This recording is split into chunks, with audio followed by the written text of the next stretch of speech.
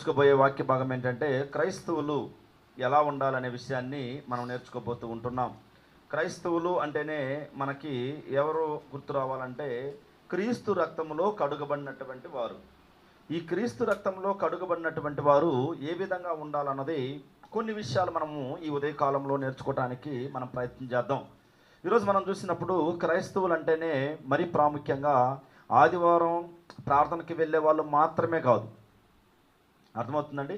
ఆదివారం మాత్రమే పరిమితమైనటువంటి వాళ్ళు కూడా ఉన్నారు. మరి ముఖ్యంగా మనం చూసినప్పుడు ఆ ఆదివారాన్ని కూడా మానేసి వాళ్ళ ఇష్ట ప్రకారంగా వారు వెళ్తున్నటువంటి వారు కూడా ఉన్నారు. వారిని ఏమన్నారు? క్రైస్తవులు అని ఒకవేళ మనం అనుకుంటామేమో కానీ అండి, బైబిల్ మాత్రం ఏం చేయదంటే హ్యాట్సప్ చేయదు, ఒప్పుకోదు. ఎందుకు ఒప్పుకోదంటే క్రీస్తు రక్తములో కడుగబడినటువంటి ఒక సమూహం ఉంది మొదటి శతాబ్దంలో. వాళ్ళని ఏమన్నారు? క్రైస్తవులు. ఆ క్రైస్తవుల విషయంలో మనం పరిశీలన చేసినప్పుడు వాళ్ళందరూ కూడా ఏం చేసేవాళ్ళు? ఏం చేశారండి? మేము క్రైస్తవులము అనే గుర్తింపుకు వాళ్ళు ఏం చేశారు? వాళ్ళు ప్రతి వారం కూడా మనము చూడగలం, రొట్టె విరిచిరి అని ఉంటూ ఉంటుంది అనమాట. 3000 మంది ఈరోజు రొట్టె విరవరు, ఇంకా ద్రాక్షరసం. అసలు ఆరాధనలోనే సంబంధం లేనటువంటి జీవితాలు జీవిస్తూ ఉంటారు. అలా సంబంధం లేనటువంటి జీవితాలు జీవించినప్పుడు మనం క్రైస్తవులు అనేది మనం ఎలా చెప్పుకోగలం? అందుకే ఒక్కొక్కసారి చూడండి, మనల్ని బట్టి ఎవ్వరు రారు. ఎందుకు రారు? ఎక్కువ మంది కూడా ప్రార్థనకి ఎక్కువ ఎందుకు రారంటే క్రైస్తవులే వాళ్ళ ఇష్ట ప్రకారం వాళ్ళు బ్రతుకుతున్నారు, వాళ్ళ ఇష్ట ప్రకారమే వాళ్ళు ఉంటున్నారు. వాళ్ళ ప్రవర్తన, వాళ్ళ క్రియలు ఇవన్నీ కూడా వాళ్ళ ఇష్ట ప్రకారంగా వాళ్ళు ఉంటున్నారు. కాబట్టి వాళ్ళని మనమేంటి వెంబడించేదని చెప్పేసి, అందుకే మన చుట్టుపక్కల వాళ్ళు చూడండి, మన దగ్గరికి ఎవరు కూడా రావడానికి ఏం చేయరు, ఇష్టపడరు. అయితే ఈనాడు మనం నేర్చుకోబోయే విషయం ఏంటంటే క్రైస్తవులు ఏ విధంగా ఉండాలి, ఎలా ఉండాలి అనే విషయాన్ని, కొన్ని విషయాలు మనం నేర్చుకోవడానికి ఏం చేద్దాం, ప్రయత్నం చేద్దాం. చూద్దాం ఒకసారి యోహాను సువార్త 8వ అధ్యాయము. యోహాను సువార్త 8వ అధ్యాయాన్ని మనం చూసినప్పుడు 12వ వచనం.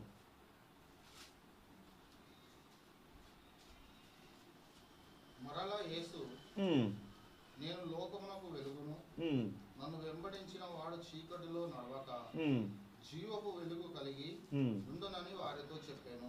ఇక్కడ చాలా చాలా ప్రాముఖ్యమైనటువంటి విషయాన్ని యోహాను గారు తెలియపరుస్తున్నారండి. ఏమంటున్నాడు? మరలా యేసు, నేను లోకమునకు వెలుగును, నన్ను వెంబడించువాడు చీకటిలో నడవక జీవపు వెలుగు కలిగి ఉండునని వారితో చెప్పాను. ఇక్కడ చాలా ప్రాముఖ్యమైనటువంటి విషయాన్ని తెలియపరుస్తున్నాడు. యేసుక్రీస్తు వారు ఏమై ఉన్నాడంటండి? లోకానికి వెలుగుగా ఉన్నాడు. మరి ఆ వెలుగును వెంబడించేటువంటి వారు, ఆ వెలుగును వెంబడిస్తున్నటువంటి వారు చీకటిలో నుండక. చీకటి దేనికి సాదృశ్యంగా ఉందంటే పాపము. ఉదాహరణకు ఆరాధన మానేస్తే పాపం అంటే, లేదులే మా కష్టం మాకుంది, మా సమస్యలు మాకున్నాయి, మా ఇబ్బందులు మాకున్నాయండి, మీరు చెప్పడం చాలా ఈజీగా ఉంటుంది, కానీ చాలా సమస్యలు ఉన్నాయి, మేమేం చేస్తున్నాం, అందుకే మా పనులు మేము చూసుకొని వెళ్ళిపోతూ ఉన్నామంటారు అన్నమాట. కానీ ఇక్కడ మనం చూసినప్పుడు ఆయన లోకానికి ఎలా ఉన్నాడట? వెలుగై ఉన్నాడు. అంటే ఏ వెలుగు ఎక్కడి నుంచి వచ్చింది? ఇది దాదాపు పరలోకము నుండి భూమి మీదకి వచ్చింది. పరలోకం నుండి భూమి మీదకి వచ్చి వెలుగు ప్రతి మనిషిని ఏం చేస్తుంది? వెలిగిస్తుంది. కానీ వెలిగింపబడినట్టుగా ఉన్నాయా మన జీవితాలంటే? ఒక్కోసారి చూస్తుంటే చాలా ఆశ్చర్యం అనిపిస్తూ ఉంటుంది కదా. క్రైస్తవులే ప్రార్థనకి వెళ్ళే వాళ్ళనే, మళ్ళా మేము క్రీస్తు సంఘం అని చెప్పుకునే వాళ్ళే ఏం చేస్తారు? వెలుగుగా అనిపించుకోరు. ఆయన అంటున్నాడు, పరలోకం నుండి భూమి మీదకి రావడానికి ప్రధానమైన కారణం ఏంటంటే ఆయన తన ప్రాణాన్ని పెట్టాడు. ఎందుకంటే ప్రాణాన్ని పెట్టాడు? మనమందరం కూడా వెలిగించబడాలి, మనమందరం కూడా రక్షింపబడాలని చెప్పేసి పరలోకం నుండి వచ్చినటువంటి క్రీస్తు ప్రభువారు భూమి మీదకి వచ్చి మన కోసం తన ప్రాణాన్ని పెట్టాడు. తన ప్రాణాన్ని పెట్టి ఆయన ఏం చెప్పాడు? ముందుకు పోతే మనం చూడగలుగుతాం. తన ప్రాణాన్ని పెట్టి ఆయన ఏం చేస్తాడంటే, మీరేం చేయండి, నన్ను జ్ఞాపకం చేసుకోండి అంటున్నాడు.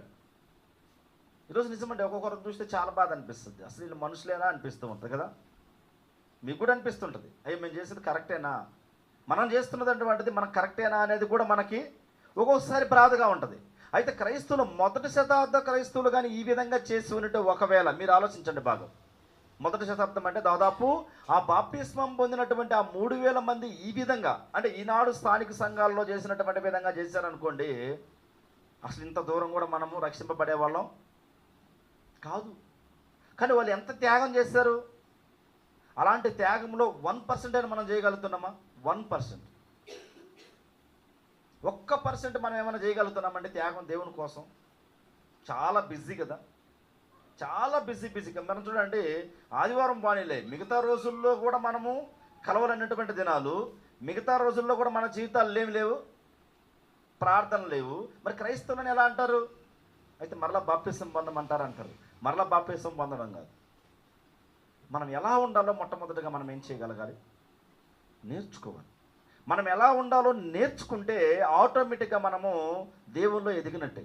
ఈనాడు క్రైస్తవుల కుటుంబాల్లో ఎక్కువగా కూడా ఎలా ఉండాలో నేర్చుకోకపోవడమే ఏమవుతున్నాయంటే కుటుంబాలు ఆత్మ సంబంధంగా కట్టబడలేకపోతున్నాయి. ఎందుకు? చాలా కుటుంబాల్లో నెమ్మది లేదు, సంతోషంగా భార్యాభర్తలు హ్యాపీగా ఉండలేకపోతున్నారు. కారణం ఏంటంటే, అవును, దేవుడు లేనటువంటి జీవితాలు. దేవుడు మన జీవితాల్లో, మన హృదయాలలో దేవుడు ఉన్నాడు అనుకోండి, మన ఆత్మ సంబంధంగా ఎదగతాం. అందుకే ఈ అపొస్తలుల కార్యగ్రంథం 2వ అధ్యాయం నుంచి మీరు చూశారనుకోండి, క్రైస్తవం యొక్క కుటుంబాలు ఏ విధంగా ఉంటాయో మనకు చాలా చక్కగా నేర్పిస్తూ ఉంటారు. చాలా కుటుంబాలు మీకు అందరికీ కూడా తెలిసినటువంటివి. ఒక ఎలిజబెత్ జకరియా కుటుంబాన్ని మీరు చూడండి. వాళ్ళు పరిపూర్ణంగా క్రైస్తవులు కాకపోయినా కానివ్వండి, అంటే నేను చెప్పేది కొత్త నిబంధన ఈ బాప్తిసం కింద లేకపోయినా కానివ్వండి, ఆనాడు ఉన్నటువంటి ధర్మశాస్త్రంలో వాళ్ళు హ్యాపీగా సంతోషంగా దేవుళ్ళు ఎదిగారు. ఎప్పుడు ఎదిగారు దేవుళ్ళు? ఎప్పుడండి వాళ్ళు దేవుళ్ళు ఎదిగారు? ఎప్పుడు వాళ్ళు నింద లేనటువంటి వారిగా ఉన్నారు? ఏ వయసులో? వృద్ధాప్యంలో. అంటే వృద్ధాప్యంలో మరలా పిల్లలు లేరు అప్పటికి. అంటే యోహాను గారు పుట్టకముందే వాళ్ళు ఎలా ఉన్నారట? నిందలేనటువంటి దేవుని బిడ్డలుగా ఎదిగారు. ఈరోజు అన్నీ తెలుసుకున్నటువంటి మనము, మన కుటుంబాలు, మనం ఎలా ఉండాలో మనం నేర్చుకోకుంటే మనం ఆత్మ సంబంధంగా ఏ విధంగా ఎదుగుతాం? ఒకసారి చూడండి, మొదటి సందర్భాన్ని మనం చూద్దాం. ఈ క్రైస్తవులు అనే వాళ్ళు ఏ విధంగా ఉండాలనేది మనకి నేర్పిస్తూ ఉంది. మొదటి సందర్భాన్ని మనం పరిశీలన చేసినప్పుడు కలిసి ఉండాలి, కలిసి ఉండగలగాలి. కలిసి అంటే, కలసి అనే పదాన్ని మనం చూసినప్పుడు దాన్ని గ్రీక్లో ఎకాద్, ఏకం అనేది మనకు తెలియపరుస్తుంది అన్నమాట. యూనిటీ చూపిస్తుంది. భార్యాభర్తలు ఏక శరీరం. ఏక శరీరం అంటే భార్యాభర్త ఒకే శరీరం అనే. ఉదాహరణకి భర్త ఒకవైపు కూర్చొని ఉంటాడు, భార్య ఒకవైపు కూర్చొని ఉంటుంది. ఉదాహరణకి వాళ్ళు ఇరువురినే కదా ఏక శరీరం అని చెప్పింది బైబిల్. మరి ఏక శరీరానికి అర్థం ఏంటి? వాళ్ళ యొక్క మనస్తత్వాలు, వాళ్ళ యొక్క భావాలు, వాళ్ళు ప్రేమ కలిగి ఉండడం, ఇలాంటి రెండు కూడా వాళ్ళు కలిసి ఉండాలన్నదే ఏమన్నదంటే దాని ఎకాద్ అనే పదాన్ని మనకు బైబిల్ గ్రంథంలో వాడుతూ ఉందండి.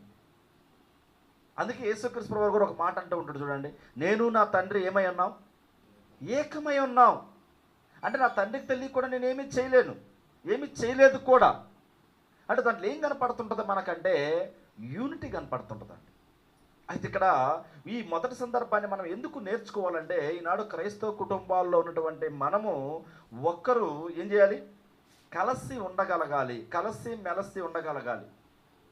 ఈ కలిసి మెలసి ఉండగలే తత్వం మనలో లేకపోబట్టే ఈనాడు ఒకరికొకరికి ఏం లేవు, సంబంధాలు లేవు, ఒకరికొకరు మాటలు లేవు. ఎవరి పేరైనా చెప్పామనుకోండి, వాళ్ళతో మేము మాట్లాడమండి అంటారు. ఆమెకిటే నాకు పేసురుదిల్లాము. ఎందుకు పేసురుదిల్లా? ఎందుకు మాట్లాడలేకపోతున్నారు? కలిసి ఉండాలని చెబుతున్నటువంటి దేవుని వాక్యాన్ని ఏం చేస్తున్నారు ఈనాడు? నిరాకరిస్తున్నారు. ఉన్నాయా? ఎవరైనా ఒకరి పేరు చెప్పండి అనుకోండి, వాళ్ళతో మేము మాట్లాడమండి, వాళ్ళతో మాకు కుదరదు. ఒకవేళ క్రీస్తు ప్రభువారు ఆ విధంగా అనుకొని ఉంటే మనం ఏమైపోయే వాళ్ళం? ఈ విధంగా ఉండేవాళ్ళం కాదు. ఇక్కడ చూద్దాం మనం అపొస్తలుల కార్యగ్రంథం 11వ అధ్యాయము. చూడండి, మీ బైబిల్ తిప్పుకున్నట్లయితే మొదటి సందర్భాన్ని మనం చూస్తూ ఉన్నాం. అపొస్తలుల కార్యగ్రంథం 11వ అధ్యాయము 26వ వచనం. 11వ అధ్యాయము 26వ వచనాన్ని మనం చూసినప్పుడు 11వ అధ్యాయము 26వ వచనం, వారు కలిసి ఒక సంవత్సరమంతయు సంఘంలో ఉండి బహు జనులకు వాక్యమును బోధించిరి. మొట్టమొదట అంతియొకలో శిష్యులు క్రైస్తవులు అనబడిరి. ఇక్కడ అక్కడ ఉన్నటువంటి వారందరూ కూడా చాలా మంది ఎక్కువగా ఏం చేశారట, 1 సంవత్సరం రోజులు ఒక యూనిటీగా ఉండి చాలా మందికి వాక్యాన్ని నేర్పించగలిగారు. ఏం చేయగలిగారు? బహుజనులకు, అంటే బహుజనులు అంటే ఒకరికంటే ఎక్కువ అంటే బహు అంటే ఎక్కువ మంది ఉంటే మనం ఏమంటాం? లెక్క లేకుండా ఉన్నప్పుడే బహు అంటాం. అంతేనండి. లెక్క ఉందనుకోండి, 2 కదా, 3 కదా, 4 కదా, 10 మంది కదా అంటాం. కానీ ఇక్కడ మనకి రాయిస్తున్నటువంటి మాట ఏంటంటే బహుజనులకు వాక్యమును బోధించిరి. మొట్టమొదట అంత్యోకాలో ఏమైపోయారంట శిష్యులు? క్రైస్తవులు అనబడేది. అంటే మొట్టమొదటగా వాక్యం బోధించడాన్ని బట్టి కొంతమంది ఏమవగలిగారు? శిష్యులు అవ్వగలిగారు. మనము ఎవరికైనా చెప్పుంటామా? మాకు చదువు రాస్తారంటారు, లేకుంటే వాళ్ళు వినరు, వాళ్ళు చెప్తే వినరు అంటాం మనం. కానీ వీళ్ళు ఏం చేశారట? మొన్న కూడా ఒక సిస్టర్ గారు ఫోన్ చేస్తే తెలియపరుస్తుంది, రాత్రి అనుకుంటా ఫోన్ చేస్తామంటుంది, దాదాపు ఒక 7-8 దినాలకి 3,000 విల్లు తిరిగా అంటుంది. మీటింగు జరుగుతూ ఉంటే రాజమండ్రి ప్రాంతంలో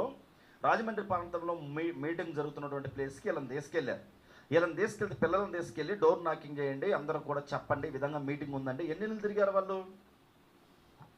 3,000 ఇల్లులు తిరిగారట. 3,000 ఇల్లులు తిరిగితే అక్కడ వచ్చినటువంటి వాళ్ళు 1,200 మంది వచ్చారు. మాకు సమయం లేదు, ఒక 10 రోజులు ముందుగా తిరుగుంటే ఇంకో కొంతమందిని మేము తీసుకొద్దాం అంటున్నారు వాళ్ళు. అర్థమవుతుందండి? 3,000 కుటుంబాలను దర్శించాం వారం రోజుల్లో. ఆ చుట్టుపక్కల ప్రాంతాలు మొత్తం తిరిగాం. తిరిగితే ఎంతమంది వచ్చారట? 1,200 మంది. దాదాపు 1,200 మందిలో వీళ్ళు వెళ్ళి 3,000 మందిని 3,000 కుటుంబాలు దర్శించారు కదా, వాళ్ళు ఎవరు వచ్చుంటారా? ఎందుకు వచ్చుంటారు? పాపం పిల్లలు ఇంత ఆసక్తిగా మా ఇంటి దగ్గరకు వచ్చి మాకు చెప్పారు ప్రార్థన ఉందని, కనీసం వాళ్ళ కోసమన్నా వెళ్ళి అక్కడ కూర్చుందామనే ఆలోచన వచ్చి ఉంటుందా లేదండి? వాళ్ళకి వచ్చి ఉంటుంది. మనం ఎవరికైనా చెప్పుంటాం మా చుట్టుపక్కల, కానీ వేరే భాష వాళ్ళు ఉంటే పర్లేదులే, మన తెలుగు వాళ్ళు ఉన్నటువంటి చుట్టుపక్కల వెళ్ళి ఇదిగో పలాని ప్రాంతంలో ఏం జరుగుతుంది, ఆరాధన జరుగుతుంది, ప్రార్థన జరుగుతుంది, ఈ విధంగా హాల్ తీసుకున్నాం మేము, కింద నేను పైనేమి లేదు, ఎక్కేది లేదు, కనీసం ప్రార్థనకు వచ్చి కూర్చోండి అని ఎంతమందికి మనం చెప్పగలుగుతున్నాం? క్రైస్తవులు చేయవలసినటువంటి మొట్టమొదటి పని ఏంటంటే వాక్యాన్ని ప్రకటించడం, సువార్తను ప్రకటించడం. అందుకే ఇప్పుడు మనం రొట్టె ద్రాక్ష రసంలో చేస్తాం. అసలు చాలామంది అవగాహన లేకుండా చేస్తారు, దాని గురించి నేను చెప్పడం లేదు కానివ్వండి. చాలామంది అలా తుంచుకుని అలా నమిలేస్తారు, అలా ఎత్తిపోసుకుంటారు, ద్రాక్ష రసం తాగేసి అక్కడ పెడతారు. అసలు ఎందుకు తీసుకుంటున్నామో తెలుసా అండి? ద్రాక్ష రసం అనేది మనం ఎందుకు తీసుకుంటున్నామో తెలుసా? రొట్టె ద్రాక్ష రసము ఎందుకు తీసుకుంటున్నాం? ఎందుకు మనము రొట్టె ద్రాక్ష రసం తీసుకుంటున్నామంటే ఆయన జ్ఞాపకం చేసుకోవడానికి. ఎంతమందికి ఆయన జ్ఞాపకాన్ని మనం చెప్పగలుగుతున్నాం? క్రైస్తవులు అంటే అదే కదా. క్రైస్తవులు ఉండవలసినటువంటి బాధ్యత కూడా ఏంటంటే సువార్తను ప్రకటించాలి. మొట్టమొదటిగా ఎవాంజలిజం. ఈ ఎవాంజలిజం ఏమవుతూ ఉంటుందంటే అనేక మందిని ప్రభు వైపు నడిపిస్తూ ఉంటుంది. అంకుల్ గారు కూడా అప్పుడప్పుడు చెప్తూ ఉంటారు నాకు, షోరూమ్కి వచ్చినటువంటి వాళ్ళని ఎవరిని విడిచిపెట్టాడట ఆయన. వచ్చిన వాళ్ళందరికీ ఏం చేస్తాడు? వాక్యం కొద్దిగానే చెప్తూ ఉంటాడు. మీరు నమ్ముతారో లేదు కానీ ఈ హాల్ కూడా తీసుకోవడానికి ఆమె మన పైన ఉంది కదా ఓనరమ్మ, ఆ ఓనరమ్మ గారికి కూడా ఏం చెప్పాడట? మాకు ప్రార్థనకి ఏదైనా ఒక చిన్న ఒక ఇల్లు ఉందా, ఒక హాల్ ఉందా అని అడిగాడట. మేమంతా ఇక్కడ బండి వేసుకుని తిరిగితే వీళ్ళ ఇల్లు కరెక్ట్గా ఇక్కడికే వచ్చాం మేము. అంటే నేనేం చెప్పడానికి ముందుకు వస్తున్నానంటే సువార్త ప్రకటించేది ఏదో ఒక విధంగా మనం ప్రకటించగలగాలి. మనము ప్రకటించే వాళ్ళకి ప్రోత్సహించాలి మొదటిది. ఒకవేళ ప్రకటించగలిగితే ప్రకటించాలి. ఇవన్నీ కూడా క్రైస్తవులు ఉండవలసినటువంటి లక్షణాలు. అయితే మొదటి శతాబ్దంలో వీళ్ళు ఏం చేశారట?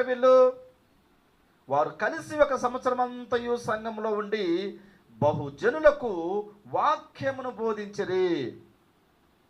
ఈరోజు నిజంగా చాలామంది ఏం చేస్తున్నారంటే వాళ్ళ ఇష్ట ప్రకారంగా వాళ్ళు ఉండగలుగుతున్నారు.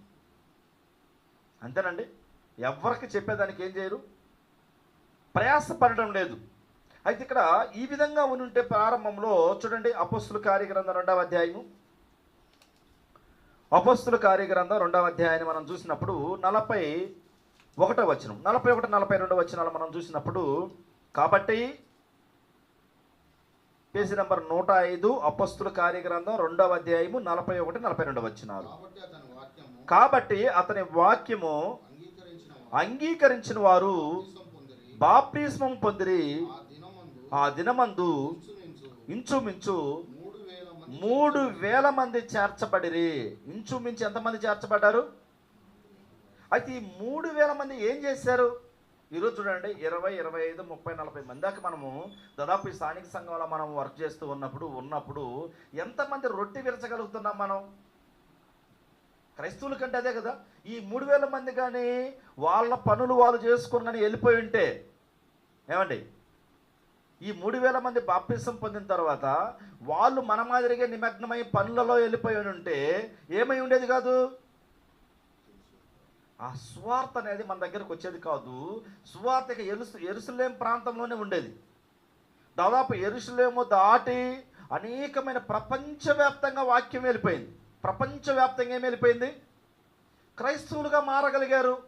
ఈ క్రైస్తవులుగా మారగలిగారంటే వాళ్ళు కలిసి చేసినటువంటి పని. ఈరోజు కూడా స్థానిక సంఘంలో మనం ఉన్నప్పుడు ఒకరినొకరు మనం ఏం చేయగలగాలి? పలకరించగలగాలి, మాట్లాడుకోగలగాలి, ప్రేమ ఆప్యాయతలతో మనం ఉండగలగాలి. అలా ఉన్నప్పుడే మనము మన కుటుంబాలు ఏమవుతాం? ఆశీర్వదింపబడతాం. అనేక మందిని ప్రభు దగ్గరకు మనం తీసుకురాగలుగుతాం. అయితే ఇక్కడ మనం 42వ వచనం మనం చూసినప్పుడు వీరు అంటున్నారు. వీరంటే ఎవరు? ఆ బాప్తిస్మం పొందినటువంటి 3,000 మంది. ఏం చేశారట వాళ్ళు? వీరు అపోస్తుల బోధ యందును సహవాసమందును రొట్టె విరుచుట యందును ప్రార్థన చేయుట యందును ఎడతెగక ఉండిరి. ఏం చేశారటంటే వీళ్ళు ఏం చేశారు? ఆదివారం ఏదైనా మంచి పని ఉందనుకోండి, వెళ్ళిపోయారా వాళ్ళు? వెళ్ళిపోయారా? మరి ఏం చేశారు? వాళ్ళు చాలా చక్కగా వాళ్ళు ఏం చేశారంటే ఎడతెగక ప్రార్థన చేస్తూ ఉన్నారు, ఎడతెగక కలుసుకుంటూ ఉన్నారు, ఎడతెగక వాళ్ళు దేవుని గురించి ప్రకటించారు. ఈనాడు రక్షణ విలువ తెలిసి కూడా మనం ఏమి చేయలేకపోతున్నామంటే చాలా బాధ కదా. ఏమంటే అన్ని వసతులు ఉన్నాయి మనకి, లేవా? అన్ని వసతులు ఉన్నాయా లేవా? ఉన్నాయా లేవా? ఉన్నాయి. అన్ని వసతులు ఉన్నాయి. మనకు దేవుడు ధారాళంగా మంచి పని ఇస్తున్నాడు. ఏదో చిన్నదో పెద్దదో మంచి పని మనకి ఇస్తున్నాడు దేవుడు. కానీ మనకున్నటువంటి సమయంలో మనం కూడా ఏం చేయొచ్చు? కలిసి పని చేయొచ్చు. కలిసి మనం ఏం చేయగలం? పని చేయగలం. అయితే వాళ్ళు బాప్తిసం పొందినటువంటి 3,000 మంది వాళ్ళకు ఒక యూనిటీ ఉంది. ఏముంది? అందుకే మీరు అపోస్తులను కూడా చూడండి. వాళ్ళు అపోస్తుల బోధ యందు ఈ 3,000 మంది చేసిన మొట్టమొదటి పని ఏంటంటే అపోస్తులు ఏం చేశారు, అసలు వాళ్ళు ఎవరు, ఎందుకు ప్రభు పని కోసం వచ్చారు, ఇవన్నీ కూడా ఈ 3,000 మంది ఏం చేశారంటే గమనించారు. అలా గమనించబట్టే వాళ్ళు 12 మంది చేసినటువంటి ఆ త్యాగాన్ని గుర్తుకు తెచ్చుకుని వాళ్ళు ముందుకు రాగలిగారు. ముందుకు వచ్చి అనేక మందిని ఏం చేశారట వాళ్ళు ప్రభు వైపు నడిపించగలిగారు. మీరు అపోస్తుల కార్యగ్రంథం దాటిన తర్వాత 4,000 మంది, 5,000 మంది, దాదాపు అనేకులు సంఘం ఏమైపోయిందంటే యెరూషలేములో విస్తరించిపోయింది. కారణం వాళ్ళ యొక్క యూనిటీ.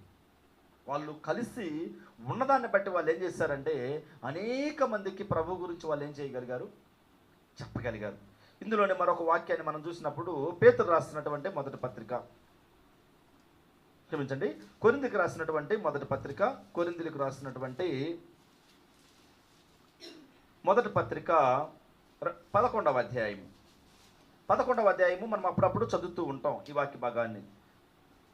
చూడండి, కొరింథీయులకు రాసినటువంటి మొదటి పత్రిక 11వ అధ్యాయము 23వ వచనం. నేను మీకు అప్పగించిన దాన్ని ప్రభు వలన పొందితిని. ప్రభు అయిన యేసు తాను అప్పగింపబడిన రాత్రి ఒక రొట్టెని ఎత్తుకొని కృతజ్ఞతాస్తుతులు చెల్లించి. ఇప్పుడు వీళ్ళందరికీ కూడా అప్పగించినటువంటి పని ఒకటి ఉంది. ఎవరికి? అపోస్తుల 12 మందికి పని అప్పగించాడా? అప్పగించాడా లేదా? అప్పగించాడు. అదే అంటున్నాడు, నేను మీకు అప్పగించిన దానిని ప్రభు వలన పొందితిని అంటున్నాడు. అపోస్తులైనటువంటి పౌలు గారు ఇక్కడ కొరింథీలో ఉన్నటువంటి స్థానిక సంఘానికి తెలియపరుస్తూ ఉన్నాడు. ఏమంటున్నాడు? ప్రభువు ఒక పని ఎవరికి అప్పగించాడు? అపోస్తులకు అప్పగించాడు. ఆ అపోస్తులను వెంబడించినటువంటి పౌలు గారు. ఇప్పుడు పౌలు గారు ఎవరిని వెంబడిస్తున్నాడు? ప్రభువునే. అయితే అపోస్తులు చేసిన పని ఏంటో గమనిస్తున్నాడు. అయితే ఈరోజు కూడా మనం ఏం చేయగలగాలి? ప్రభు ఏం చెప్పాడు, అపోస్తులు ఏం చేశారు, వాళ్ళని వెంబడించినటువంటి పౌలు గారు ఏం రాస్తున్నారు. అయితే వాళ్ళకంటూ ఒక పనిని అప్పగించాడు. అప్పగించాడా? అప్పగించాడు. మరి మనకేం అప్పగించలేదా? ఏమండి, మనకేం అప్పగించలేదా? మనకు కూడా అప్పగించాడు. మనకు కూడా ఒక పని అప్పగించాడు. ఏంటంటే ఆయన్ని జ్ఞాపకం చేసేది. ఏం చేసేది? ఆయన్ని జ్ఞాపకం చేసేది. ఆయన్ని జ్ఞాపకం చేసేది. మనం ఏం చేయాలంటే ఆ యొక్క పనిని మనం ఇతరులకు ఏం చేయగలగాలి? చెప్పగలగాలి. ఆ చెప్పగలగాలంటే మనకి మొట్టమొదటిగా ఏముండాలంటే ఒక యూనిటీ ఉండాలి, కలిసి ఉండగలగాలి. ప్రేమ కలిగి మనం ఉండగలిగితే అనేక మందికి మనం ఏం చేయగలం? అనేక మందికి మనం ఏం చేయగలమంటే సువార్తను ప్రకటించగలం. అప్పుడే మనకి యూనిటీ వస్తుంది. పలానా కేఆర్పురం స్థానిక సంఘం ఈ బెంగళూరు ప్రాంతంలో ఉంది అంటే మనమందరం కూడా ఒక యూనిటీ ఉంటే మనం ఏం చేయగలం? ఇతరులకు చెప్పగలం. మన యూనిటీ చూసి వచ్చేవాళ్ళు చాలామంది ఉంటారు. మన ఐక్యత చూసి వచ్చేవాళ్ళు ఉంటారు. మనం ప్రేమ కలిగి ఒకరి పట్ల ఒకరు కలిగి ఉండేది చూసి వచ్చేవాళ్ళు చాలామంది ఉంటారు అన్నమాట. అయితే ఇక్కడ 33వ వచనాన్ని మనం చూసినప్పుడు చూడండి, ఇందులోనే కొరింథీయులకు రాస్తున్నటువంటి మొదటి పత్రిక 11వ అధ్యాయము 33వ వచనం. 11వ అధ్యాయం 33వ వచనం చూసినప్పుడు, కాబట్టి నా సహోదరులారా, భోజనము చేయుటకు మీరు కూడి వచ్చినప్పుడు ఒకని కొరకు ఒకడు కనిపెట్టుకొని ఉండుడి. ఏం చేయాలట? ఈరోజు కూడా భోజనం అంటే ఏ భోజనం గురించి చెప్తున్నారు ఇక్కడ? మనం రోజు తినే భోజనాలు కాదు. చికెన్ మటన్ ఉన్నాయి కదా, మరి సాంబార్ అన్నం ఇలాంటి గురించి చెప్పడం లేదు. ఇక్కడ దేని గురించి చెప్తున్నాడు? ఇక్కడ ఈ రొట్టె ద్రాక్ష రసం క్రీస్తు ప్రభువారి యొక్క శరీరం కానివ్వండి, ఆయన రక్తాన్ని గురించి చెప్తూ ఉన్నాడు. ఒకరికొకరు ఏం చేయాలి? ఖచ్చితంగా మనం హెచ్చరించగలగాలి. ఎంతమందికి హెచ్చరిస్తున్నాం? మన వాళ్ళు చాలామంది ఎలా ఉంటుందంటే ప్రోత్సహించి మనమే పంపిస్తాం. పర్లేదులే, ఏమనుకోరులే, ఏం వదలే, వెళ్ళండి అంటూ ఉంటాం కదా. భయం ఏమన్నా తెప్పిస్తామా వాళ్ళకి? మీరు హారూను కుమారుల నాదాబు అబీహుల విషయం చూడండి, లేవీ కాండంలో ఉంటుంది. హారూను కుమారులు అంత పెద్ద గొప్పవాళ్ళు, యాజకుని యొక్క కుమారులు. ఆ యాజకుని యొక్క కుమారులు వాళ్ళు ఆజ్ఞాపించిన దాన్ని చేసినందుకే దేవుడు వాళ్ళని చంపేశాడు. ఈరోజు నిర్భయంగా, అంటే భయం లేకుండా మనం ఏం చేస్తున్నాం? ఆరాధన పూర్తిగా విడిచిపెట్టి మన పనుల్లో మనం వెళ్ళిపోతూ ఉన్నాం. ఇప్పుడు మరలా ఒక సాకు ఉంది ఇక్కడ. సాకు అంటే నిజం దాన్ని ఏమంటారంటే, సాయంత్రం ఏం చేయొచ్చు? ఇప్పుడు వీరేష్ బ్రదర్లు ఉన్నారు హైదరాబాద్లో, వాళ్ళకి ఎవరు లేరు, చేసే వాళ్ళు లేరు కదా. వాళ్ళు ఫోన్లో కలుసుకొని ఆరాధన చేస్తున్నారంటే అది నిజమా? అది నమ్మదగిందేనండి? ఎవరు లేరు, ఏం చేస్తారు మరి? ఖచ్చితంగా చేసుకోవాలి. మన వాళ్ళు అన్నీ ఉండి కూడా ఏం చేస్తారు? 8-9 గంటలకు వాళ్ళకి ఇష్టం వచ్చినప్పుడు కరెక్ట్గా కూర్చుంటారు. కూర్చొని వాళ్ళ ఇష్ట ప్రకారం వాళ్ళు ఆరాధన చేసుకుంటూ ఉంటారు అనమాట. అది ఆరాధన అవుద్దా అంటే? అవుద్దా? ఆ విధంగా వాళ్ళు మొదటి శతాబ్దంలో ఉన్నటువంటి వాళ్ళు కూడా 3000 మంది అందరూ కూడా ఎవరిష్ట ప్రకారం వాళ్ళు పనికి వెళ్ళిపోయి వాళ్ళు కూడా అబ్బినప్పుడు, వాళ్ళకు కుదిరినప్పుడు సాయంత్రం పని చేసుకుని ఉంటే అసలు ఆరాధనకు అనేది విలువ ఉండేదా? మన దాకా వచ్చిండేది ఆరాధన అనేది? వచ్చిండేది కాదు. ఇప్పుడు మన దగ్గరే కాదు, చాలామంది కూడా అప్పుడప్పుడు నాకు ఫోన్ చేస్తూ ఉంటారు. ఏమని? బ్రదర్, మేము ఇదిగో పలానా దగ్గర పనికి వెళ్ళిపోయాము, లేకపోతే ఊరికి వెళ్ళాము, అక్కడికి వెళ్ళాము, ఇక్కడికి వెళ్ళాము, మాకేం చేయి? నిజంగా ఆ యూనిటీ రాదు. ఈ అపోస్తుల్లో 12 మందిని కూర్చోబెట్టి క్రీస్తు ప్రభువారు చెప్పింది ఏంటంటే ఆయన త్యాగాన్ని గురించి చెప్పాడు. మీరు నన్ను జ్ఞాపకం చేసుకున్నట్టుగా దీన్ని మీరు చేయండి అని చెప్పాడు. ఆ 12 మంది ఏం చేశారంటే అనేక మందికి, మీరు చూడండి 12 మంది ఇంత సువార్తను తీసుకొచ్చారండి. ఎంత గ్రేట్ అండి. అంటే నేను అలా చేసుకోవద్దు అని నేను చెప్పడం లేదు. మన పరిస్థితులు దేవునికి తెలుసు.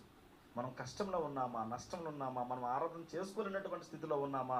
అలా చేసుకోలేనప్పుడు మనం చేసుకోవడం చాలా ఈజీ, అది మంచిదే, నేను లేదని చెప్పడం లేదు. కానీ అన్ని వసతులు బాగుండి మనం కావాలని వెళ్ళిపోతుంటాం చూడండి, అది మనకు దీవెన కాదండి. అది కలిసి ఉండడం కాదు. మనము ఆదివారం 11వ అధ్యాయం మీరు ఇంటికి వెళ్ళినాక బాగా చదవండి. ఆ 11వ అధ్యాయంలో ఉన్నటువంటి యూనిటీ ఏంటంటే, మీరు నన్ను జ్ఞాపకము చేసుకున్నట్టుగా దీన్ని ఏం చేయండి అంటున్నాడు అనమాట. అప్పుడు మనం కలిసి మనము ప్రభు రొట్టెని విచ్చేటప్పుడు ఇక్కడ ఒకరు, మరలా ఇంటి దగ్గర ఒకరు, ఇంకొక దగ్గర ఒకరు, అలా ఇదిస్తుంది ఆశీర్వాదం కాదు.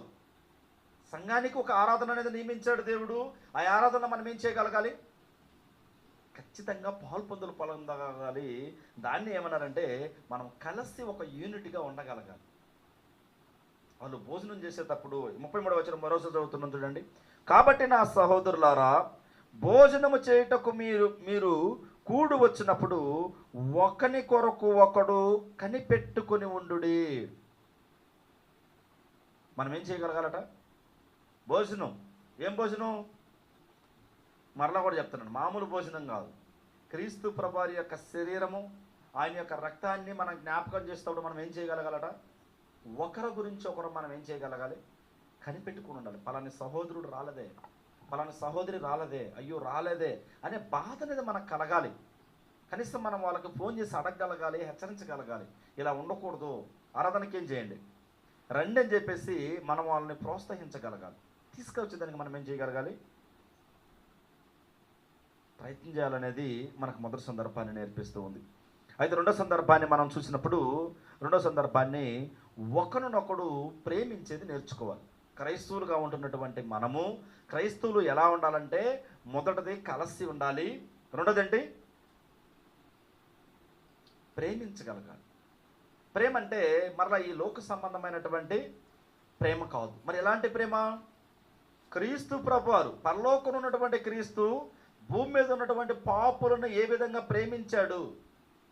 చాలామంది ఆశ్చర్యపోయారు. యేసుక్రీస్తు ప్రభువారు అంత పాపుల దగ్గరకే వెళ్ళిపోయేవాడు. ఆయన ఏమన్నాడు? నేను పాపులను పిలువనొచ్చితనే. ఎవరిని పిలువనొచ్చాడట? నేను పాపులను పిలువనొచ్చితని అంటూ ఉంటాడు అనమాట. అయితే ఇక్కడ మనం చూసినప్పుడు యోహాను సువార్త 13వ అధ్యాయము, మీ యొక్క బైబిల్ గ్రంథాన్ని తిప్పుకున్నట్లయితే, యోహాను సువార్త 13వ అధ్యాయము 34వ వచనాన్ని మనం చూసినప్పుడు, 13, 34, 35 వచనాలు మనం చూసినప్పుడు యేసుక్రీస్తు ప్రభువారు ఇక్కడ చెప్తూ ఉంటాడండి, మీరు ఒకరినొకరు ప్రేమింపవలనని మీకు కొత్త ఆజ్ఞ ఇచ్చుచున్నాను. నేను మిమ్మును ప్రేమించినట్టే మీరును ఒకరినొకరు ప్రేమింపవలను అంటున్నాడండి. ఇప్పుడు ఏమంటున్నాడు ఆయన? మీరు ఒకరినొకరు ప్రేమింపవలనని ఆయన ఎవరని చూపిస్తున్నాడండి? ఎవరినో చూపించాల, మళ్ళీ ఎవరిని ఆయనే చూపిస్తున్నాడు. నేను మీ ఎడల ఎలాంటి ప్రేమ కలిగి ఉన్నానో, ఎలా ప్రేమ కలిగి ఉన్నానో మీరేం చేయండి? ఒక్కసారి జ్ఞాపకాన్ని తెచ్చుకోండి. ఈరోజు కూడా మన సహోదరుల్ని, ఒక భార్యాభర్తను కావచ్చు, ఒక పిల్లలు కావచ్చు, ఒకరి పట్ల ఒకరు క్షమించి ప్రేమించాలంటే ఏ ప్రేమను తీసుకుని ప్రేమించాలి? ఆయన అంటున్నాడు, ఏమంటున్నాడు? నేను మిమ్మును ప్రేమించినట్టే అంటున్నాడు. ఘోరమైనటువంటి పాపుల దగ్గరికి క్రీస్తు ప్రభువారు వచ్చారు. ఎలాంటి వారి దగ్గరికి వచ్చారండి? ఘోరమైనటువంటి పాపుల దగ్గరికి క్రీస్తు ప్రభువారు వచ్చి వాళ్ళతో భోజనం చేశాడు, వాళ్ళతో తిన్నాడు, తిరిగాడు. అయితే అందరూ ఏమనుకున్నారు? అన్నటువంటి యూదులు వాళ్ళందరూ కూడా, ఈయనేంటి పరిశుద్ధుడు అంటున్నారు, ఈయన పాపులతో భోజనం చేస్తున్నాడు ఏంటి అని చెప్పేసి చాలామంది ఆశ్చర్యపోయారు. అయితే ఆయన ఒకే మాట చెప్పారు, నేను పాపులను పిలువని వచ్చితని. ఎవరిని పిలువని వచ్చానట? పాపులను పిలువని వచ్చితని. ఇంకా మనం చూసిన 35వ వచనం, మీరు ఒకని ఎడల ఒకడు ప్రేమ కలిగిన వారైన ఎడల దీనిని బట్టి మీరు నా శిష్యులని అందరూ తెలుసుకుందురనెను. మీరు ఒకరి ఎడల ఒకరు ప్రేమ కలిగినట్టు వారు అయితే మీరు నాకేమవుతారట? శిష్యులు అవుతురని దీన్ని బట్టే తెలుస్తూ ఉంటుంది. వినాడండి, మొన్న ఒకసారి యేసురాజు గారు చెప్పారు, ఎవరో ఇంటి దగ్గరికి వెళ్ళి సువార్త ప్రకటిస్తుంటే మైక్ పెట్టి, ఆ మైక్ పెట్టినటువంటి ఇంటి దగ్గర ఆయన వచ్చేసి ఒక దెబ్బ కొట్టాడంట. ఈయన మరలా మైక్ పట్టుకున్న ఆయన ఏం చేశాడు? సువార్త ప్రకటించి ఆయన 2 దెబ్బలు కొట్టాడు. ఆయనకి ఏమర్థమైంది? క్రీస్తు ప్రభు వారిని వెంబడించే వాళ్ళు కొడతారనేది అర్థమైంది. ఫస్ట్ ఏం అర్థమైంది అంటే కొట్టరు, ఒకవైపు కొడితే ఒకవైపు చూపించే వాళ్ళని అనుకున్నాడు. కానీ ఆయన మరలా 2 దెబ్బలు కొట్టేలకి ఇప్పుడు యేసుక్రీస్తు వారు ప్రేమిస్తున్నాడు అనుకుంటారా, ద్వేషిస్తారనుకుంటారా? ద్వేషిస్తారని అనుకుంటారు. కానీ యేసుక్రీస్తు వారు చెప్పింది ఏంటంటే, మనము ఒకరిని ఎడల ఒకరు ఏ విధంగా ప్రేమించుకోవాలి అంటే, క్రీస్తు ఈ యొక్క ప్రపంచం పైన ఉంచినటువంటి ఆ ప్రేమను చూపించమని చెప్తున్నాడండి. ఏం చెప్తున్నాడు? అందుకే రోమపత్రిక మనం చూసినప్పుడు 5వ అధ్యాయం 8వ వచనాన్ని మనం చూసినప్పుడు అది ఎలా ఉంటుందో ఆ ప్రేమ అనేది ఇక్కడ చెప్తూ ఉంటాడండి. రోమపత్రిక చూడండి, 5వ అధ్యాయము, రోమపత్రిక 5వ అధ్యాయము 8వ వచనాన్ని మనం చూసినప్పుడు 5:8, అయితే దేవుడు మన ఎడల తన ప్రేమను ఎల్లడపరుచుచున్నాడు, ఎట్లనగా మనం ఇంకనూ పాపులమై ఉండగా క్రీస్తు మన కొరకు చనిపోయెను. దేవుడు మనుషుల పట్ల చూపించినటువంటి ఆ ప్రేమ ఒకరినొకరు మనం కూడా చూపించగలగాలి. ఎలాంటి ప్రేమను చూపించాడు ఆయన? దేవుడు మన పట్ల చూపించినటువంటి ప్రేమ ఎలాంటిదంటే, మనం ఇంకా పాపులమై ఉండగానే ఏం చేశాడట? క్రీస్తు మన కొరకు చనిపోయెను. ఇలాంటి ప్రేమ అండి. అంటే ప్రపంచం మానవాళి కోసం, ప్రపంచం కోసం తన ప్రాణాన్ని పెట్టినటువంటి ప్రేమ. ఈరోజు ఎవరన్నా ఒక మాట అన్నారు అనుకోండి, ఏమంటాం మనం? పర్లేదు అంటే అన్నారు అనుకుంటామండి. ఎవరన్నా మనల్ని ఒక మాట అన్నారు అనుకోండి, పర్లేదులే నా సహోదరి సహోదరుడు మనమంతా ఒకటే కదా, సరే అంటే అన్నారులే అనుకుంటామా? ఏం చేస్తాం? అవసరమైతే వెళ్ళిపోతారు, ఇంకా మాట్లాడరు, ఇక అవసరమైతే చాలా చాలా మాట్లాడుతూ ఉంటారు అనమాట. అంతేనా? అంటే అన్నారులే, ఒక మాట కదా అన్నారులే అనే భావం కలుగుతుందా? అలా ఒకవేళ క్రీస్తు ప్రభువారు అనుకోని ఉంటే మన పట్ల, అందుకే ఇక్కడ మనం చూసినప్పుడు ఆయన ఏం చేస్తాడంటే, పేతురు రాస్తున్నటువంటి మొదటి పత్రిక 3వ అధ్యాయంలో చక్కటి విషయాలు ఇక్కడ తెలియపరుస్తూ ఉంటాడండి. చూడండి, పేతురు రాస్తున్నటువంటి మొదటి పత్రిక 3వ అధ్యాయము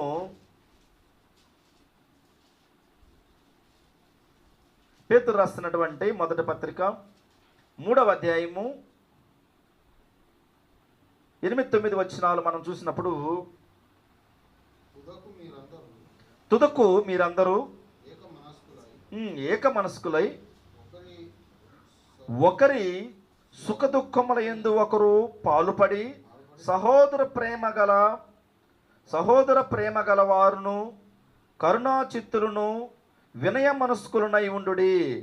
ఆశీర్వాదమునకు వారసులగుటకు మీరు పిలువబడితే కనుక కీడుకు ప్రతి కీడును,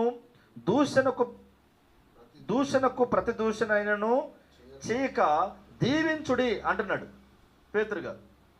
ఏం తెలియపరుస్తున్నాడండి? మీరందరూ ఏక మనస్కులై ఒకరి సుఖ దుఃఖముల యందు ఒకరు పాలుపడి అన్నాడండి. బాగా గమనించాలి ఈ విషయాన్ని. ఒకరి పట్ల ఒకరు వాళ్ళ సుఖ దుఃఖాలలో మనం కూడా, వాళ్ళు దుఃఖంగా ఉన్నారా, ఆ దుఃఖాన్ని మనం కూడా పంచుకోగలగాలి. వాళ్ళు సుఖంగా ఉన్నారా, ఆనందంగా ఉన్నారా, ఆ ఆనందాన్ని మనం కూడా పంచుకొని ఒకరికొకరు పాలివారైన ఎలా ఎక్కువ బలహీనమైన, క్షమించండి, ఇక్కడ మనం చూసినప్పుడు కరుణాచిత్తులను విన మనస్కులనై ఉండుడి. ఆశీర్వాదమునకు వారసులవుటకు మీరు పిలువబడితే. క్రైస్తవులు అంటేనే ఏమంటారండి? ఆశీర్వదింపబడినటువంటి వారు. ఎవరిని చూస్తారు క్రైస్తవులు అంటే? ఎక్కువగా కూడా క్రీస్తుని చూస్తూ ఉంటారు అనమాట. అందుకే మనం చేసే కొన్ని పొరపాట్ల వల్ల ఎవరిని బలహీనంగా మాట్లాడిస్తుంటాం? మనం క్రీస్తుని. మనం ఏమి చేసినా కూడా ఆ భారం అనేది ఎవరి మీద పడుద్ది? మొన్న యూట్యూబ్లో ఒక న్యూస్ చూస్తుంటారు. ఒక పాస్టర్ గారు ఏం చేశారు?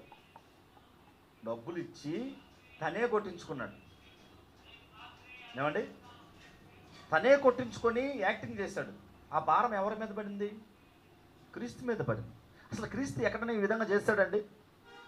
మనం ఆశీర్వాదానికి వారసులం, ఆశీర్వదింపబడటానికి మనం అందరం కూడా ఏమయ్యామంట? పిలువబడితే కనుక కీడుకు ప్రతి కీడు, దూషణకు ప్రతి దూషణ ఎవరికనే మనం చేయకూడదు. మనం ఏం చేయగలగాలి మరి? ప్రేమించగలగాలి అనేది మనకి ఈ యొక్క రెండో సందర్భాన్ని నేర్పిస్తూ ఉంది. అయితే మూడోది మనం చూసినప్పుడు, మూడో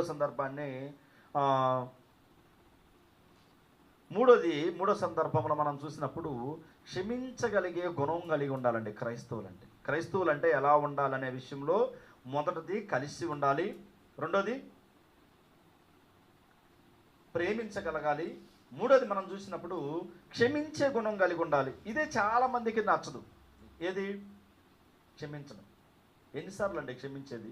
ఎన్నిసార్లు క్షమించినా కూడా మరలా ఈ విధంగానే చేస్తున్నారు. అయితే ఎన్నిసార్లు క్షమించాలి? చూడండి, రోమపత్రిక 5వ అధ్యాయము,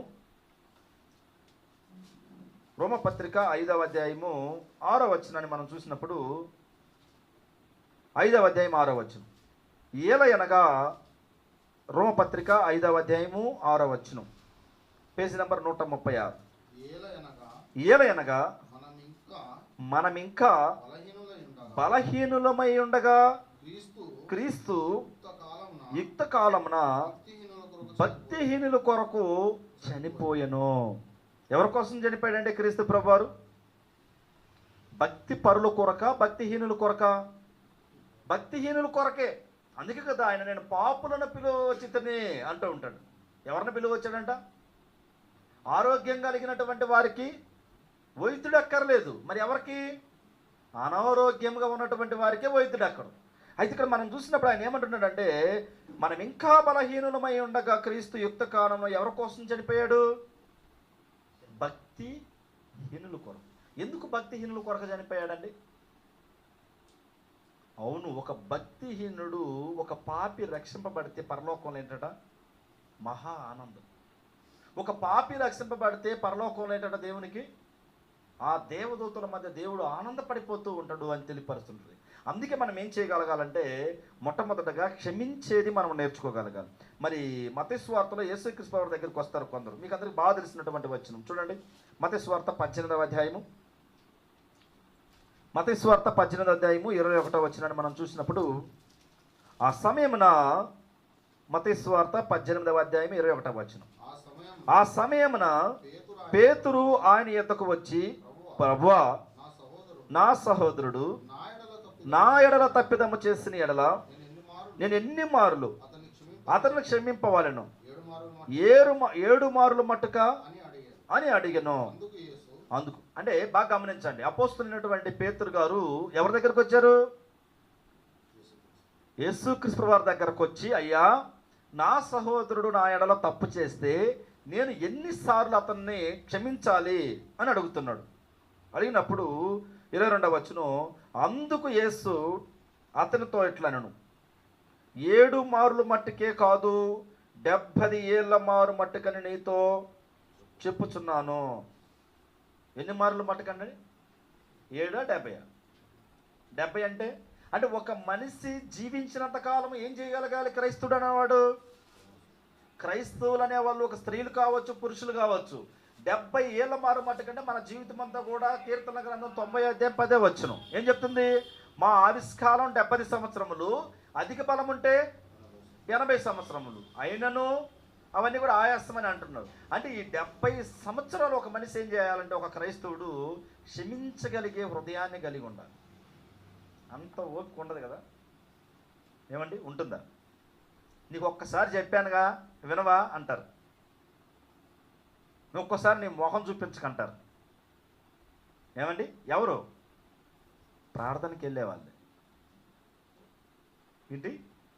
ప్రార్థనకి వెళ్ళే వాళ్ళే, ప్రతి వారం ఆరాధన చేసే వాళ్ళే, రొట్టె ద్రాక్షరసం తీసుకునే వాళ్ళే ఏమంటారు? ఇంకొకసారి నీ మొహం చూపించుకు, ఇంకొకసారి ఈ విధంగా మాట్లాడుకో, ఇంకొకసారి నా దగ్గరకు రావద్దు చి అంటూ ఉంటారు. కానీ యేసుక్రీస్తు వారి దగ్గరికి పేతురు వచ్చినప్పుడు ఎన్ని 1 2 3 అని చెప్పాడు? అంకి చెప్పాడండి? చెప్పాడు, కానీ 70 చెప్పాడు. అంటే మన జీవితకాలం మట్టుకు కూడా మనం ఏం చేయగలగలట? క్షమించగలగాలి. అందుకే యేసుక్రీస్తు వారి దగ్గరికి ఒక వ్యభిచారం మందు పట్టబడినటువంటి స్త్రీని తీసుకొస్తారండి. తీసుకొచ్చి మీకు అందరూ బాగా తెలిసినటువంటి వచనము 8వ అధ్యాయాన్ని మనం చూసినప్పుడు, యోహాను సువార్త 8వ అధ్యాయము, యోహాను సువార్తలో 8వ అధ్యాయాన్ని మనం చూసినప్పుడు 10, 11 వచనాలు మనం చూసినప్పుడు, ఇక్కడ ఒక వ్యభిచారం మందు పట్టబడినటువంటి ఒక స్త్రీని తీసుకొచ్చి జన సమూహం అందరూ కూడా యేసుక్రీస్తు వారి దగ్గరకు తీసుకొస్తారు. అసలు కారణం ఏంటంటే, యేసుక్రీస్తు వారి వైపున ఆయన పైన నింద మోపాలి. ఏంటి ఆ నింద అంటే, ఒక వ్యభిచారం మందు పట్టబడినటువంటి స్త్రీని క్షమించడం అనేది పాపం అనేది ఆనాడు యూదుల యొక్క ఆచారం. క్షమించకూడదు. మరి ఏం చేయాలి? ఏ విచారం చేస్తుంటే రెడ్ హ్యాండెడ్గా పట్టబడింది.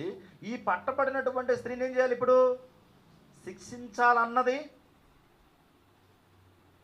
యూదుల యొక్క వాళ్ళ యొక్క ఆలోచన. కానీ క్రీస్తు ప్రభువు ఏమంటున్నారు చూడండి, ఇక్కడ 10వ వచనం, యోహాను సువార్త 8వ అధ్యాయము 10-11 వచనాలు.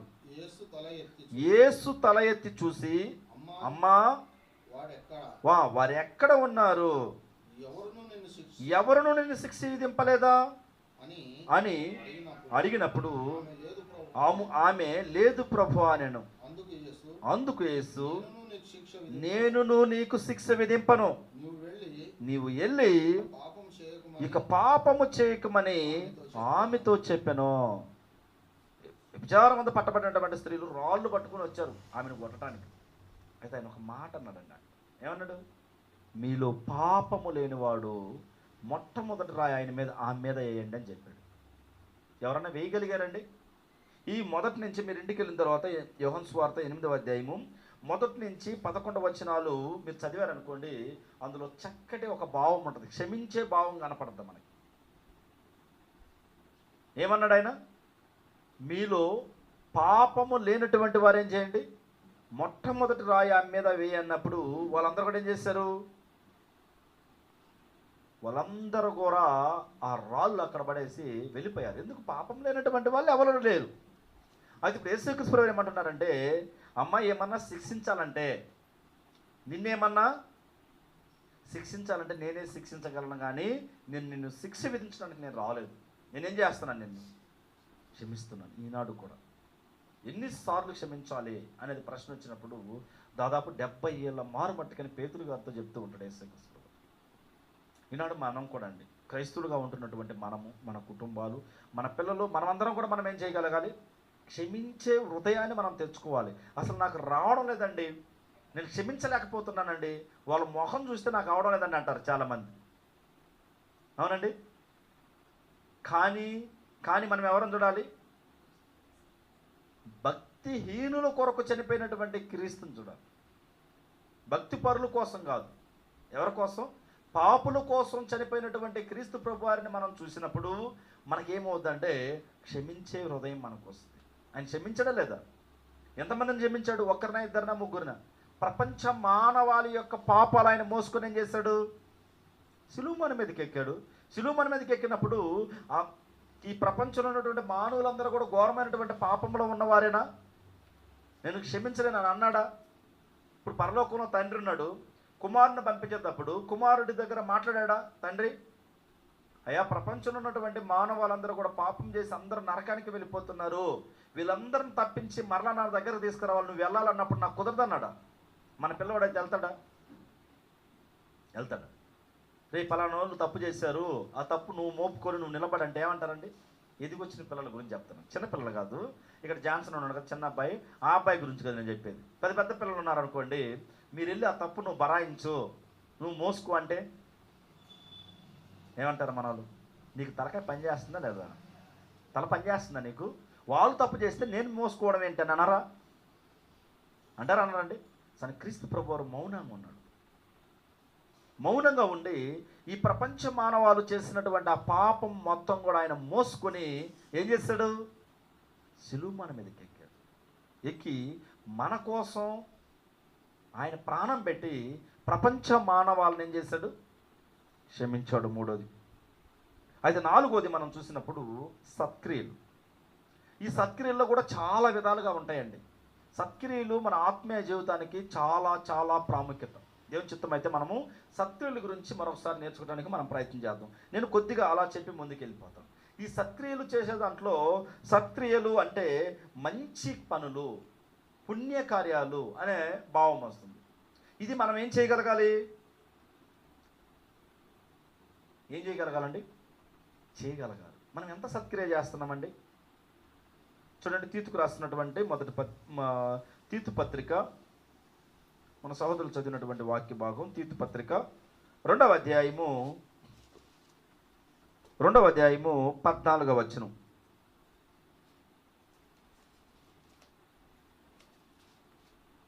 రెండవ అధ్యాయం 14వ వచనం అపోస్తలుడైన పౌలు గారు తీతుకు రాస్తూ, సమస్తమైన దుర్నీతి నుండి బాగా గమనించండి. ఆయన సమస్తమైన దుర్నీతి నుండి మనలను విమోచించి సత్క్రియల ఆసక్తి యందు శక్తి గల ప్రజలను తన కోసరము పవిత్రపరచుకుని తన సొత్తుగా చేసుకున్నటకు తన్ను తానే మన కొరకు అర్పించుకునని అపోస్తలుడైనటువంటి పౌలు గారు తీతుకు చెప్తూ ఉన్నాడు. అయితే ఇప్పుడు సత్క్రియల ఎందాసక్తి గల ప్రజలను తన కోసరము పవిత్రపరచుకొని అంటున్నాడు. ఇప్పుడు ఈ సత్క్రియలు అంటే సత్క్రియలు అంటే మంచి క్రియలు. ఉదాహరణకి మనం చేసినటువంటి ఆ కష్టార్జితంలో మనం ఏం చేయగలగాలి? మొన్న కూడా ఎవరైనా మన స్థానిక సంఘంలో అనారోగ్యంగా ఉన్నారు, మన స్థానిక సంఘం కాకుండా బయట వాళ్ళు కూడా అనారోగ్యంగా ఉన్నారు, మనం ఏం చేయగలగాలి? సత్క్రియలు చేయగలగాలి. మనం చేసే ఆ ఒక్క రూపాయి కూడా కానివ్వండి పరలోకంలో మనం దానం కూర్చుకుంటాం. అది చాలా చాలా ప్రాముఖ్యమైనది మన ఆత్మీయ జీవితాలకి. మనము సేవ కోసమని కానివ్వండి, మన సహోదరి సహోదరుల పట్ల మనం చేసినటువంటి దాన్ని సహాయం అంటూ ఉంటాం కదా, అది చేసిన దాన్ని మనం ఒకవేళ మనుషులు మర్చిపోతారేమో, దేవుడైతే మాత్రం మర్చిపోడు. ఆ సత్క్రియలు చేసే దాంట్లో కూడా మనం ముందుండాలండి. ఈనాడు పేదవాళ్ళు ఎవరన్నా ఉన్నారండి? ఎవ్వరు లేరు. ఆనాడు భోజనం దేవుడు సమృద్ధిగా మనకి ఇస్తున్నాడు. మనం ఒక పూట 3 పూటలు మనం భోజనం చేస్తున్నాం. ఒక పూట కనీసం ఒక 100 రూపాయలు అవుతుందా తినగలిగితే? ఆ 100 రూపాయలు మనం మానేస్తే వేరే వాళ్ళకి ఎవరికైనా హెల్ప్ చేయగలమా అంటే మానేసి చేయాల్సినటువంటి అవసరం లేదు కానివ్వండి. మన దగ్గర ఒక 100 రూపాయలు చేస్తే ఇది మన దగ్గర ఉంది కాబట్టి మనం ఏం చేయగలగాలంటే ఈ సత్క్రియలు చేయగలగాలి.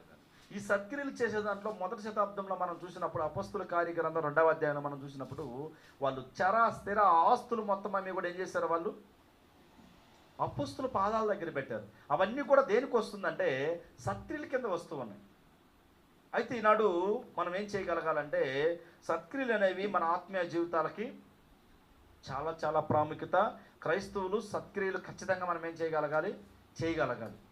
మదర్ తెరిసా గారు కూడా ఒక మాట అంటూ ఉంటారు, ప్రార్థన చేసే పెదవుల కన్నా సహాయం చేసే చేతులు మిన్న. ప్రార్థన చేయాలి, చాలామంది అదే చెప్తుంటారు ఈనాడు, మేము ప్రార్థన చేస్తాంలే అంటారు. ప్రార్థన చేయడం మంచిదే. అనారోగ్యంగా ఉన్నటువంటి వారికి, ఇబ్బందుల్లో ఉన్నటువంటి వారికి, సమస్యల్లో ఉన్నటువంటి వారికి ప్రార్థన చేయడం చాలా మంచిది. కానీ ఆ ప్రార్థనతో పాటు మనం ఏం చేయగలగాలి? మన సత్క్రియ, ఒక మంచి కార్యాన్ని మన యొక్క ధనాన్ని మనం వాళ్ళకి సమర్పించగలగాలి. అలా ఇచ్చినప్పుడు ఏమవుద్దంటే మనము మన కుటుంబాలు దీవింపబడతాం. దేవుడు మనకు కూడా ఇబ్బందిలో ఉన్నప్పుడు ఏరే వారిని ప్రేరేపించి మనకి ఇప్పిస్తాడు. దాన్నే ఏమన్నదంటే సత్క్రియలు, మంచి క్రియలు, మంచి పనులు, ఇవి మనము చేయగలగాలి. దాన్ని ఏమంటారంటే దైవ కార్యము. ఏంటి? దేవుని యొక్క పని అంటారనమాట. అంటే ఉదయకాల సమయంలో మనం నేర్చుకున్నటువంటి వాక్య భాగం ఏంటంటే క్రైస్తవులు అనేవాళ్ళు ఏ విధంగా ఉండాలి. మొదటిది ఏంటంటే కలిసి ఉండగలగాలి. అలా ఉండబట్టే మొదటి శతాబ్దంలో పని వాళ్ళు చాలా చక్కగా చేయగలిగారు. రెండోది ప్రేమ కలిగి ఉండాలి. ఆ ప్రేమ కలిగి ఉండబట్టే వాళ్ళు స్వార్థను మన దాకా తీసుకురాగలిగారు. మూడోది ఏంటంటే క్షమించగలిగే గుణం ఉండాలి. ఇది చాలా ప్రాముఖ్యత అండి. మనస్సుని మార్చుకోగలగాలి, అయ్యో పోనీలే అనే భావం మనలో కలగాలి. అయితే నాలుగోది సత్క్రియలు, మంచి క్రియలు, దైవ కార్యాలు, మంచి కార్యాలు, ఇవన్నీ కూడా మనము వీలైనంత వరకు మనం చేయగలగాలి. చాలామంది చెప్తూ ఉంటారు చూడు, వాళ్ళు చాలామంది బిడ్డలు ఒక్కొక్కసారి ఎక్కడన్నా ఒక మరణం నుంచి తప్పింపబడ్డారనుకోండి, బిడ్డలు ఎవరిని గుర్తుకు తెచ్చుకుంటారు? బిడ్డను గుర్తుకు తెచ్చుకోరు. ఎవరిని తెచ్చుకుంటారు? వాళ్ళ తల్లిదండ్రులు చేసిన పుణ్యం బిడ్డలకు కలిసి వచ్చిందంటారు. ఎప్పుడు వెళ్ళదా మీరు ఆ విధంగా? చనిపోయేవాడు కానీ బ్రతికాడంటే ఎవరో తల్లిదండ్రులు చేసినటువంటి పుణ్యం ఈ బిడ్డకు కలిసి వచ్చింది అంటారు. నిజం. ఒక్కొక్కసారి ఏమవుతూ ఉంటుందంటే మనం చేసే ఆ సత్క్రియలు పరలోకంలో ధనం కూర్చుకుంటాం మనం. అలా ఉంటూ మనము, మన కుటుంబాలు, మనమందరం కూడా దీవింపబడాలని మిమ్మల్ని అందరిని కూడా ప్రేమతో కోరుకుంటూ నా మాటలు ముగిస్తున్నాను. ఓపిక అయినటువంటి మీకు అందరికీ ప్రత్యేకమైన వందనాలు తెలియజేసుకుంటూ సమయాన్ని